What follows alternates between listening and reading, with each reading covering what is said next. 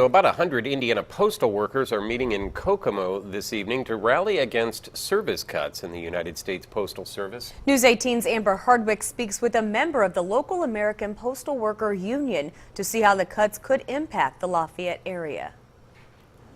On November 14th, the United States Postal Service Board of Governors had its last public meeting of the year, which is why postal workers around the U.S. are rallying, including in Indiana. It is known as the National Day of Action, and they're trying to stop distribution centers from closing around the country and at the local level. We're protected from losing our jobs.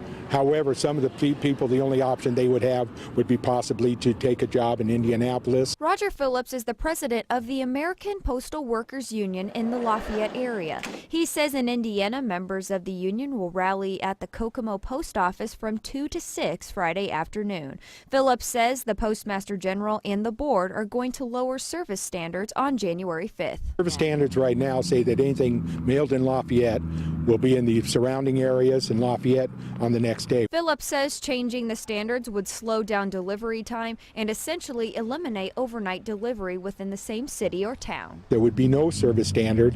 It could take 2 days, 3 days, 4 days, so it wouldn't really matter. And that would allow them to ship our packages to Indianapolis to be sorted. Phillips says it would consolidate and close processing and distribution centers around Indiana. He says 3 facilities are scheduled to close, including one in Kokomo, Muncie, and the center off South Street in Lafayette. Phillips says the one in Lafayette is slated to close in April. Kokomo, we're trying to slow down the closing of the plants and making sure that the service standards aren't changed. Phillips says the point of the rally is to let the workers' voices be heard and for the general public to understand how the service cuts will affect future mail delivery. We reached out to a USPS spokesperson today to comment on the rally and why these cuts are being made, but our calls were not returned. Amber Hardwick,